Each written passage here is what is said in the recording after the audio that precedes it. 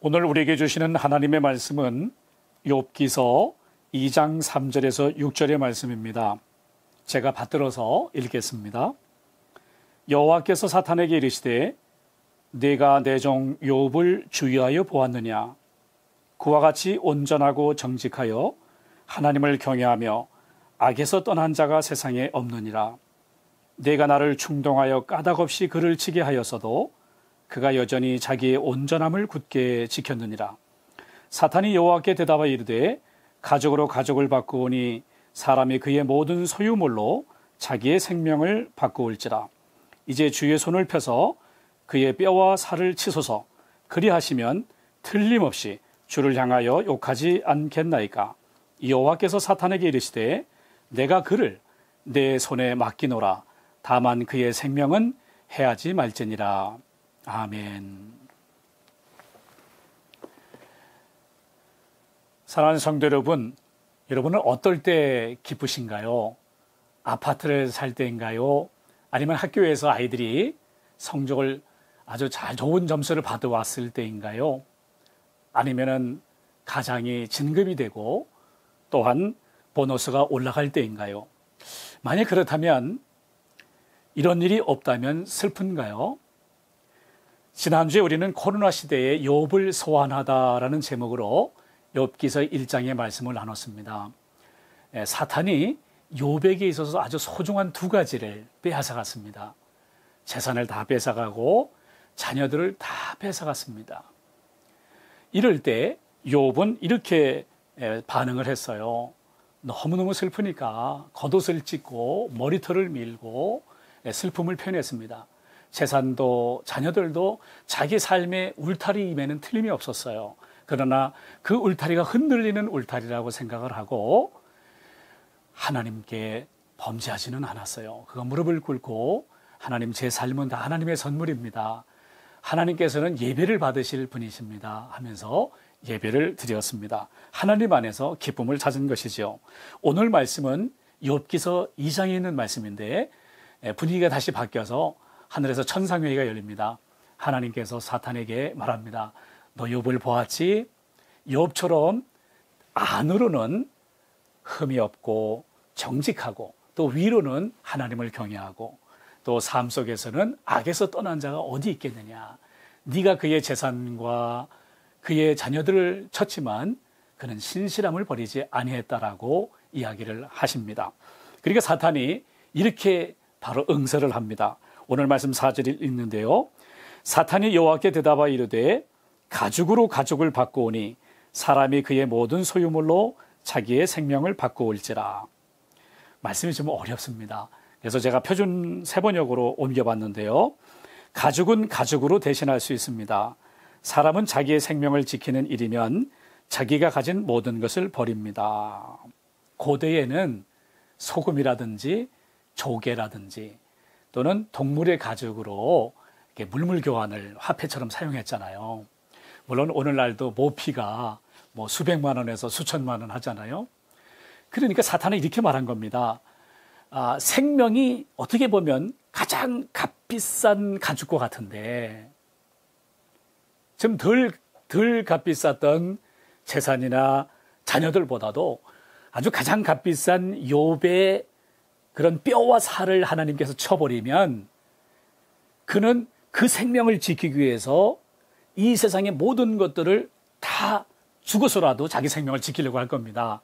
그러니까 욥은 분명히 하나님을 욕하고 그리고 하나님을 버리고 저주할 것입니다. 하나님께서는 사탄에게 욥을 다시 시험하도록 허락하십니다. 다만 생명을 손대지 말라고 하십니다. 사탄이 욥의 머리끝부터 그리고 발바닥까지 종기가 나게 했다고 했습니다. 제가 볼 때는 악성 피부병인 것 같아요. 왜냐하면 그가 질그릇 조각으로 자기의 온몸을 긁었다고 했거든요. 가려우니까 긁고 그 긁은 자리가 다시 또 이렇게 막 상처가 나고 고름이 나고 냄새가 나고 그리고 막 뼈까지 보이는 그런 상황에서 친구들이 와서 보니까 욥의 얼굴을 못 알아볼 정도라고 했으니까 얼마나 고통이 심했겠습니까? 욥의 아내는 그런 욥을 보면서 아니 당신은 그렇게 처참한 모습을 하고도 여전히 하나님을 신뢰하느냐고 하나님을 욕하고 죽으라고 말합니다. 이때 욥의 마음이 어떠했을까요? 오늘 말씀 10절에 보면 욥은 아내에게 이렇게 말합니다. 그가 이르되 그대의 말이 한 어리석은 여자의 말 같도다. 우리가 하나님께 복을 받았은즉 화도 받지 아니하겠느냐 하고 이 모든 일에 욥이 입술로 범죄하지 아니하니라. 욥은 이 상황에서 운명이여 나는 운명의 피해자라고 운명을 탓하지 않았습니다. 로마의 카이사르가 브루투스를 향해서 브루투스 너마저 나를 배신하다니 이런 표현처럼 당신마저 라고 하면서 사람을 탓하지도 않았습니다.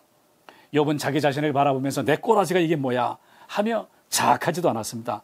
그는 하나님을 바라봤습니다.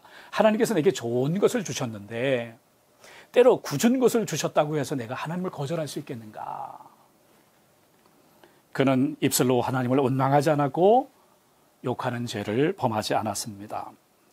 저는 지난 주간에 휴식 시간에 크리미널 마인드라고 하는 미국의 드라마를 봤습니다.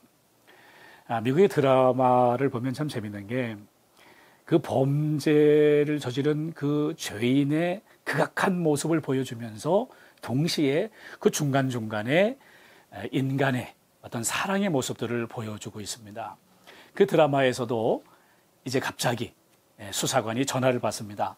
요양원에서 전화가 온 거였어요. 어머니가 요양원에 가셨는데 치매가 걸려서 요양원에 가셨는데 그 관계자가 전화를 한 거예요. 어머니가 그 치매에서부터 나았다는 거예요. 정상으로 돌아왔다는 거예요. 그래서 깜짝 놀라서 수사관이 그 요양원에 쫓아갑니다. 가서 물어봤습니다. 어떻게 되는 겁니까? 그랬더니 그 관계자가 말하는데 나도 왜 그런지 모르겠다고. 어머니가 하여튼 정상으로 돌아오셨다고. 그래서 다시 또 궁금해가지고 그럼 앞으로 그러면 계속해서 치매 안 걸립니까? 그랬더니 그 관계자가 말하기를 그것도 모르겠다고. 다시 또 치매에 걸릴 수도 있다고. 그렇게 얘기를 합니다. 그때 그 수사관이 자기 엄마에게 했던 말이 참 제 마음에 와닿았어요. 그 엄마에게 이렇게 얘기하는 거예요. 엄마의 병이 곧 엄마가 아니야. 엄마가 질병에 걸렸든지 엄마가 질병에 걸리지 않았든지 엄마는 나의 엄마야. 이렇게 얘기를 하는 거예요. 그랬더니 그 엄마가 이렇게 응답합니다. 그래, 내 기억이 온전해져서 너무너무 참 감사한 일이지. 내 기억이 온전한 동안에 우리가 특별한 시간을 가져보자. 너하고 나하고 더 많은 대화를 나누자. 그렇게 얘기하는 거예요. 저는 그 수사관 아들이 엄마에게 엄마의 병이 엄마가 아니야. 그 말을 했을 때 제 마음이 짠했습니다. 우리가 이 땅에 살아가면서 실수를 할 때가 있는데 그 실수를 한 게 곧 내가 아니잖아요. 내가 원치 않는 어떤 난치병에 걸렸는데 그 병이 곧 내가 아니잖아요. 지금 욥이 하나님에 대해서 고백하는 것도 우리가 함께 적용해 볼 수 있을 것 같아요. 욥이 하나님을 향해서 하나님께서 나에게 좋은 것을 주셨는데 좋은 아버지고 내게 굳은 일을 주시면 나쁜 아버지 이렇게 고백한 게 아니라 하나님 언제나 좋으신 아버지로 선하신 하나님으로 그렇게 고백을 하고 있는 겁니다. 왜? 삶과 죽음은 하나님께 달려있기 때문에 그렇습니다. 도대체 믿음으로 산다는 것이 무엇일까? 저는 헨리 나우엔에게 그걸 배웠어요. 헨리 나우엔이 춤추시는 하나님이라는 책을 썼는데요. 그 책에 보면 그 서커스단의 그 리더와 대화하는 얘기가 나옵니다. 그 사람이 그런 얘기를 해요. 헨리 나우엔, 사람들은 나에게 박수를 보내요. 내가 공중에서 내 몸을 날려가지고 공중제비를 할 때 사람들은 나에게 박수를 보내지만 사실 영웅은 내가 아니라 밑에서 나를 붙잡아주는 사람이에요. 나는 내가 할 수 있는 일은 오직 손을 펴가지고 그 사람이 나를 받아서 올려주겠지 하는 그 믿음 하나만 있는 거고 그 사람이 내 손을 꽉 잡고 올려주기 때문에 우리가 공중에서 그네 타기를 할 수가 있는 거예요. 라고 이야기를 했다고 합니다. 그렇습니다. 우리 안에 계시면서 우리를 초월하시는 하나님께 우리의 손을 다 내어 맡기는 것, 이것이 바로 믿음이라고 하는 것을 우리가 깨닫게 됩니다. 꽉 엉켜쥐었던 기쁨이라도, 꽉 엉켜쥐었던 슬픔이라도 그것까지도 다 하나님의 손에 내려놓는 것이 바로 신앙생활이죠. 예수님 보십시오. 욥이 알 수 없는 고난을 받았듯이 예수님 당시 종교 지도자들과 로마 사람들의 거대한 악과 폭력에 부당하게 고난을 받으시면서도 십자가에 죽으셨어요. 예수님의 마지막 말씀이 무엇입니까? 아버지, 내 영혼을 아버지 손에 부탁하나이다. 사람들이 십자가에서 고통받으시는 예수님을 조롱하고 고개를 돌리고 침을 뱉었지만 예수님 끝까지 십자가에서 죽음을 당하신 것은 바로 여러분과 저의 죄를 짊어지시고 그리고 죄와 죽음으로부터 자유하게 하시기 위해서 그러셨던 것이죠. 그리고 예수님은 부활하셨습니다. 욥의 성품과 대조되는 사람이지만 결과적으로는 욥과 비슷한 사람이 신약에 나옵니다. 바로 십자가에서 예수님과 함께 옆에서 죽음을 당했던 한 강도죠. 그는 욥처럼 온전하고 정직하지는 못했어요. 그는 남을 속이는 사람이었습니다. 욥처럼 하나님을 경외하지도 못했어요. 자기 마음대로 살았습니다. 욥처럼 악에서 떠난 것도 아닙니다. 악을 밥 먹듯이 먹고 살았어요. 그러나 결과적으로 욥처럼 그는 아무것도 할 수 없는 처지가 되었어요. 그는 십자가에서 죽어가고 있었어요. 선을 행할 수도 없었어요. 근데 그가 십자가에 달리시는 예수님께 예수님, 당신의 나라가 임할 때 나를 기억해달라고 하니까 예수님께서 내가 나와 함께 오늘 낙원에 있으리라. 그는 너무나도 은혜스럽게 예수님과 함께 처음으로 천국에 들어간 사람이 아니겠습니까? 여러분, 서슬이 시퍼런 로마 군병 앞에서도 사람들의 뜨거운 시선 앞에서도 심지어 자신이 죽어가는 마당에서도 할 수 있는 일이 아무것도 없을 때 오직 예수님만 바라봤던 그 한 강도, 그에게 우리는 성경의 말씀이 이루어지는 걸 봅니다. 오직 의인은 믿음으로 말미암아 살리라. 하나님의 은혜에 의해 믿음으로 의롭다함을 받는 것이 아닙니까? 욥도 끝까지 순수함을 지켰던 그 믿음으로 하나님 앞에 의롭다함을 받았다고 믿습니다. 사랑하는 성도 여러분, 우리가 살아가면서 이 땅에서 성실과 아픔을 피할 수 없어요. 이게 현실입니다. 힘겨운 순간이 있고 예기치 못한 일이 있어요. 오늘 밤에도 태풍 바비가 북상한다고 하지 않습니까? 달갑지 않는 사람들의 시선도 있을 수 있고 내 몸을 내 마음대로 움직이지 못하는 그런 상황이 있을 때가 있습니다. 그러나 여러분, 욥처럼 끝까지 하나님을 신뢰하겠습니까? 그런 상황 속에서도 십자가의 강도처럼 내가 할 수 있는 일이 아무것도 없다 할지라도 그때도 믿음을 포기하지 않고 예수님께 믿음을 고백할 수 있겠습니까? 나의 의의는 이것뿐 오직 예수의 피밖에 없네. 바로 그 믿음을 통하여 하나님께서 영광을 받으시는 거죠.